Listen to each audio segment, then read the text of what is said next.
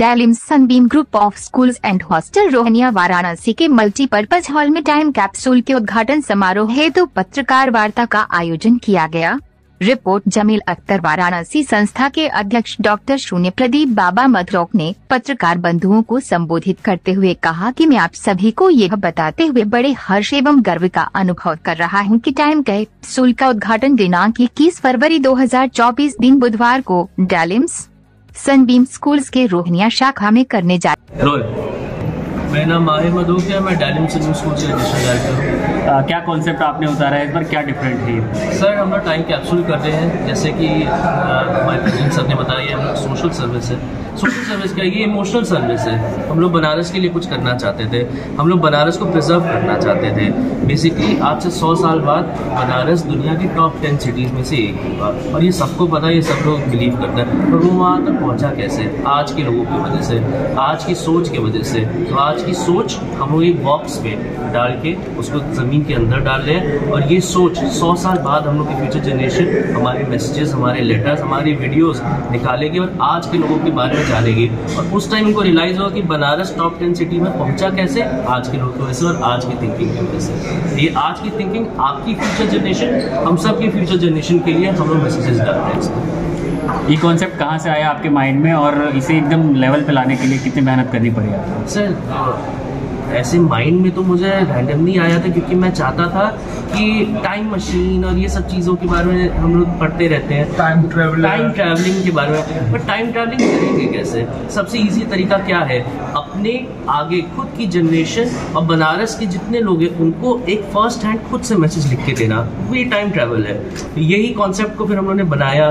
Time capsule बाहर मैंने देखा कि बाहर के देशों में बहुत होता था, इंडिया में अभी भी किसी प्राइवेट एंटिटी ने इसको नहीं किया, किसी भी स्कूल ने नहीं किया। बनारस में पहला है।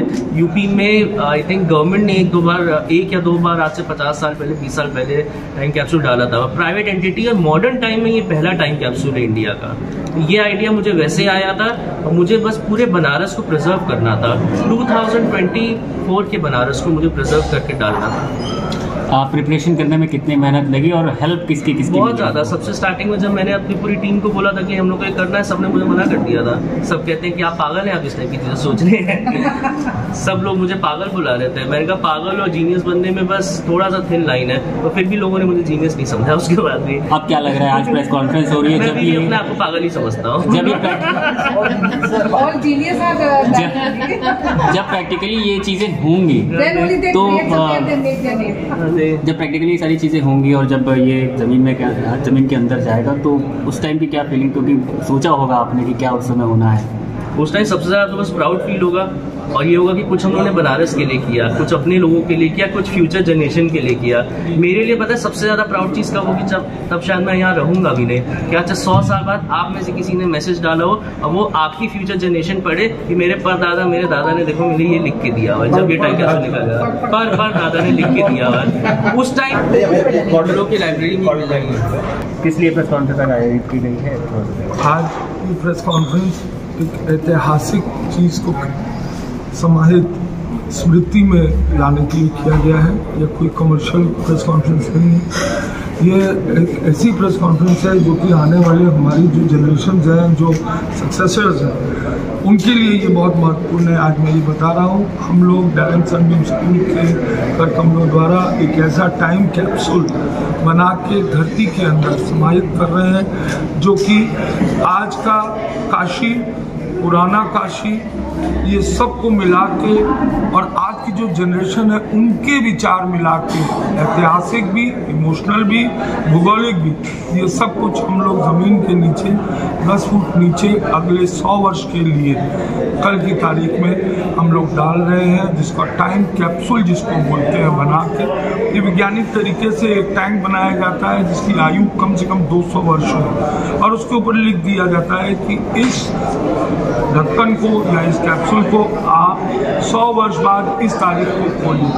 इसके करने के पीछे मंशा ये होती है कि आने वाले जो हम लोग की जनरेशन हैं, जो आने वाली पीढ़ियां हैं, ये जाने कि क्या था काशी, क्या थी ये दुनिया, इसकी सोच कैसी थी, पहनावा कैसा था, मनुष्य कैसे थे हम, उनकी संस्कृति कैसी थी, ताकि वो इसको लेके आगे जा सके।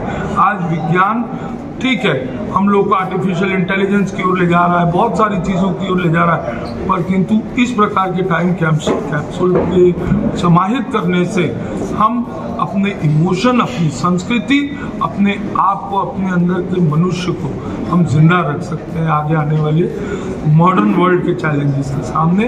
और ये सारी चीज़ें, ये सोच जो आपको मैं बता रहा हूँ, ये हमारे एडिशनल डायरेक्टर माहिर मधूब की सोच है।